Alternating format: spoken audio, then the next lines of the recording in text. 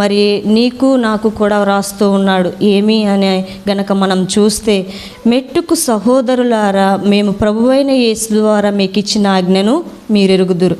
ఇక్కడ ప్రభువైన యేసు ద్వారా మనకిచ్చిన ఆజ్ఞను మనం ఎరిగి ఉన్నాం. అదే రీతిగా కాగా మీరెలాగూ నడుచుకుని దేవుణ్ణి సంతోషపరచవలెనో మా వలన నేర్చుకున్న ప్రకారంగా మీరు నడుచుకుంటున్నారు. ఇక్కడ 2 మాటలు అంటున్నాడు. మీకు ఇచ్చిన ఆజ్ఞను మీరు ఎరిగి ఉన్నారని, మా వలన నేర్చుకున్న ప్రకారంగా మీరు నడుచుకుంటున్నారనేసి అంటున్నాడు పౌలు గారు. అదే రీతిగా మరి కింద చూస్తే, ఈ విషయంలో మీరు అంతకంతకు అభివృద్ధి నందవలనని మిమ్మల్ని వేడుకొనుచున్నాను, ప్రభువైన యేసుక్రీస్తునందు హెచ్చరించున్నాను.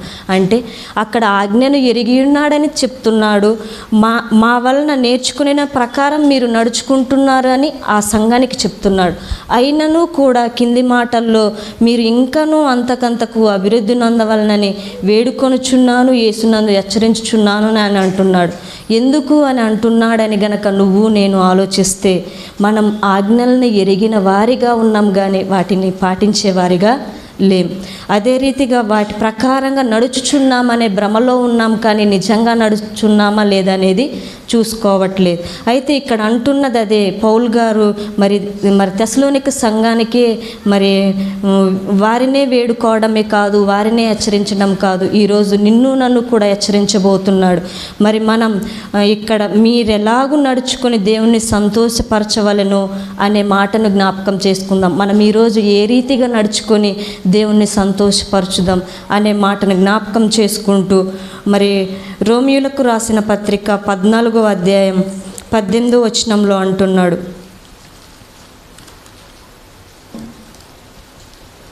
రోమియోలకు రాసిన పత్రిక 14వ అధ్యాయం 18వ వచనం, మీ విషయమందు క్రీస్తునకు దాసుడైన వాడు దేవునికి ఇష్టుడు, మనుషుల దృష్టికి యోగ్యుడినై ఉన్నాడు. ఈ విషయమందు క్రీస్తునకు దాసుడైన వాడు అంటే క్రీస్తుకి దాసుడై ఉంటే మనం ఆయనకి ఇష్టలుగా ఉంటామనేసి, మనుషుల దృష్టికి యోగ్యుడినై ఉంటామనేసి సెలవిస్తున్నాడు. క్రీస్తుకు దాసుడు. అసలు దాసుడు అంటే అసలు దాస్యత్వము ఏంటి అనేది గనక మనం చూసుకుంటే, కీర్తనలు గ్రంథం 123వ కీర్తనలో చూసుకుంటే గనక మనకు అర్థమవుతుంది ఒక దాసుడు ఏ రీతిగా ఉంటాడు అనేసి. కీర్తనలు 123వ అధ్యాయము 2వ వచనంలో, దాసులు కన్నులు తమ యజమానుని చేతి తట్టు, దాసి కన్నులు తన యజమానురాలు చేతి తట్టు చూచున్నట్లు మన దేవుడైన యెహోవా మనలను కరుణించు వరకు మన కన్నులు ఆయన తట్టు చూచున్నవి. ఒక దాసి, క్రీస్తుకి దాసుడు ఏ రీతిగా ఉండాలంటే, మనం ఎవరి దగ్గర పనికి వెళ్ళినప్పుడు లేదా ఎవరి దగ్గర దాస్యత్వం చేసేటప్పుడు మరి ఆయన మనం చేసిన పనిని బట్టి జీతం ఇవ్వాలి. దానికోసం మనం చేసిన పనిని బట్టి ఆ జీతం కోసం చూస్తూ ఉంటాం.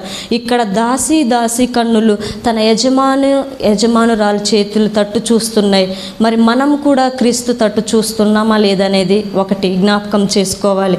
అయితే మరి ఇక్కడ మిమ్మల్ని దాస్యత్వం చేయమని నేను అనట్లేదులే, కానీ అంతటి తగ్గింపు స్వభావం నీలో నాలో గనక ఉంటే క్రీస్తుకి మనం ఇష్టడుగా ఉంటాం. మరి దేవునికి ఇష్టంగా ఉండాలంటే మనం క్రీస్తునకు దాసుడు కావాలి. అయితే దాసుడు కావాలంటే మనం దాస్యత్వం చేసే దాసుడు కానవసరం లేదు. ఆయనకి ఇష్టమైన పనులు ఏవైతే ఉన్నాయో వాటిని గుర్తెరిగి నడుచుకున్నట్లయితే మనం ఆయనకి దాసుడైపోతాం. దేవుని ఇష్టానుసారంగా జీవించు వారంగా ఉంటాం. అదే రీతిగా అది మనుషుల దృష్టికి కూడా యోగ్యంగా కనబడుతుంది. మనుషులు మనల్ని చూసినప్పుడు ఈయన క్రీస్తుని పోలి నడుస్తున్నాడేమో, అందుకే ఇంతటి తగ్గింపు స్వభావాన్ని కలిగి ఉన్నాడు, క్రీస్తుకు దాసుడైపోయి ఉన్నాడే అనేసి వారి నోటి ద్వారానే మనం చూస్తూ ఉంటాం. కాబట్టి ప్రియమైన సహోదరి సహోదరుడా, మీకు తెలియచేసేది ఒకటి, క్రీస్తునకు దాసుడై ఉండాలంటే నిన్ను నువ్వు ఎంత తగ్గించుకుంటావో అప్పుడే హెచ్చించబడతావు.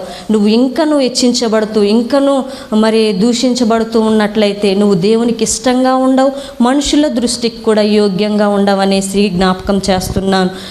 అంత మాత్రమే కాదు, ఇంకో మాటను కూడా జ్ఞాపకం చేసుకుందాం. 2వ కొరింథీయులకు రాసిన పత్రిక 5వ అధ్యాయం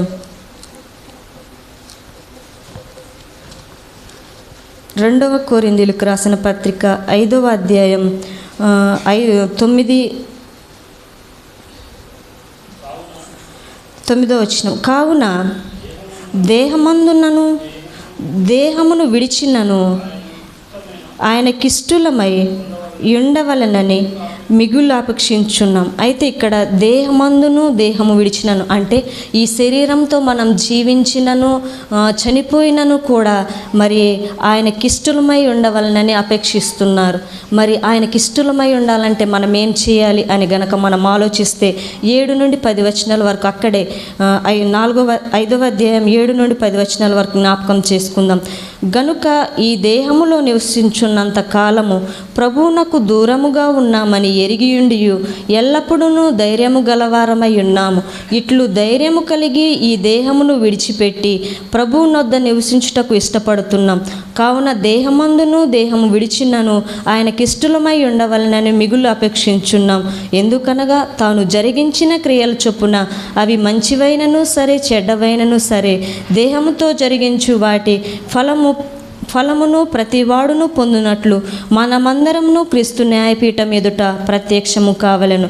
అయితే ఇక్కడ అంటున్నాడు, ఈ దేహంలో నివసించుచున్నంత కాలము ప్రభువునకు దూరముగా ఉన్నామని ఎరిగియుండి ఎల్లప్పుడూ ధైర్యం అంటే మనం దేవుని ఆజ్ఞను బట్టి నడుస్తున్నాం అనుకుంటున్నాం. పౌలు ఏ రీతిగా అయితే నడిచాడో ఆయన నడిచిన రీతిగానే నడుస్తున్నాం అనుకుంటున్నాం. క్రీస్తుకు దాసుడై ఉంటున్నామని మనం అనుకుంటున్నాం. కానీ లేదండి, ఇక్కడ అంటున్నాడు ప్రభువునకు దూరముగా ఉన్నామని ఎరిగియుండి కూడా ఎల్లప్పుడూ మనం ఎలా ఉన్నాం? ధైర్యము గలవారంగా ఉన్నాం. ఏ తప్పిదము లేనటువంటి వారిగా ఉన్నాం. ఏ భయమును లేనటువంటి వారిగా ఉంటున్నాం. కానీ ఇక్కడ అంటున్నాడు, ఇట్లు ధైర్యము కలిగి ఈ దేహమును విడిచిపెట్టి ప్రభువునొద్ద నివసించుటకు ఇష్టపడుతున్నాం. అంటే మనం ఏ తప్పిదము లేకుండా బ్రతుకుతున్నాం, ప్రభువునకు దూరంగా ఉన్నామని కూడా తెలిసి ఉండి కూడా మనం దానిని పక్కన పెట్టేసి ప్రభువా ఇప్పుడు నువ్వు పిలిస్తే నేను వచ్చేస్తాను అన్నంత సిద్ధపాటులో ఉంటున్నాం. కానీ దేవుడు కోరుకునేది అది కాదు. మరి నువ్వు నేను కూడా మరి క్రీస్తు న్యాయపీఠం ఎదుట ప్రత్యక్షమవబోతున్నాం. 10వ వచనంలో అంటున్నాడు, తాను జరిగించిన క్రియలు చొప్పున అవి మంచివైనను సరే చెడ్డవైనను సరే దేహంతో జరిగించు వాటి ఫలమును ప్రతివాడును పొందినట్లు మనమందరము క్రీస్తు న్యాయపీఠం ఎదుట ప్రత్యక్షమవుతాం. మనం చేసే ప్రతి ఒక్క పని అది మంచిదైనా కావచ్చు చెడ్డదైనా కావచ్చు, నోటి ద్వారా కావచ్చు, క్రియల ద్వారా కావచ్చు, లేదా మరి నడవడిక ద్వారా కావచ్చు, ఎట్టి విధమైన క్రియ అయినప్పటికీ కూడా మనం ఆయన ఎదుట మరి ప్రత్యక్షమవ్వబోతున్నాం, ఆయన ఎదుట నిలవబోతున్నాం. అప్పుడు నువ్వు నేను కూడా పరిశుద్ధంగా లేకపోతే, ఆయనకి ఇష్టంగా లేకపోతే, ఆయన పనిని మనం చేయకపోతే మనం ఆయన ఎదుట నిల్చోగలమా? ఒకసారి జ్ఞాపకం చేసుకుందాం. కాబట్టి మరి పౌలు ఏ రీతిగా అయితే మరి ఆ సంఘాన్ని హెచ్చరిస్తూ మరి ఆయన అంటున్నాడో, మీరు అభివృద్ధి పొందాలి, ఇంకనూ మిమ్మల్ని వేడుకొంచున్నాననేసి ఆయనను బ్రతిమలాడుకుంటున్నాడు. ఈరోజు నిన్ను కూడా మరి నా ద్వారా మాట్లాడించి బ్రతిమలాడిస్తున్నాడేమో.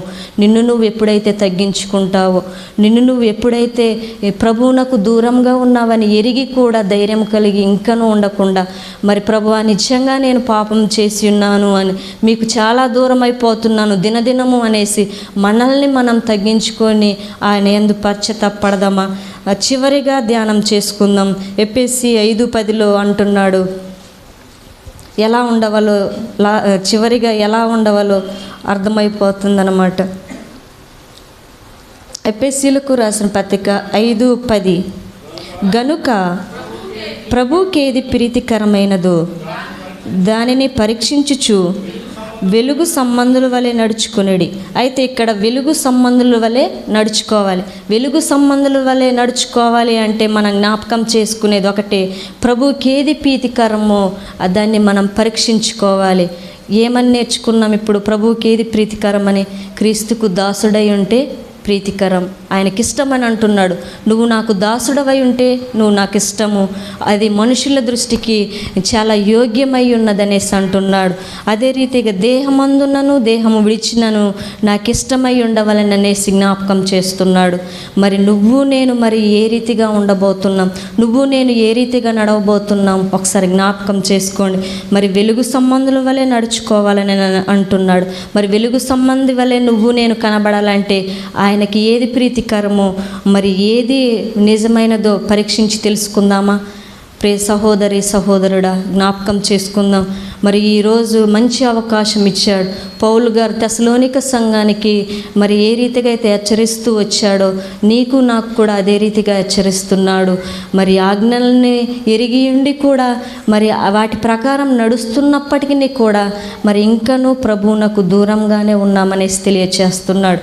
కాబట్టి మనం ఇలా ధైర్యము కలిగి ఈ దేహమును విడిచిపెట్టకుండా మరి ప్రభువా, నిజంగా మీరు మరి మీ ఆజ్ఞలను బట్టి నేను నడుచుకొంచున్నాను, మరి వాటి ప్రకారంగా జీవిస్తున్నాను, మరి నేను మీకు దూరంగా లేను ప్రభువా అని ఒప్పుకొని మరి మనల్ని మనం క్షమాపణ కోరుకుందామా? ఈ కొద్ది మాటలు దేవుడు దీవించునుగాక.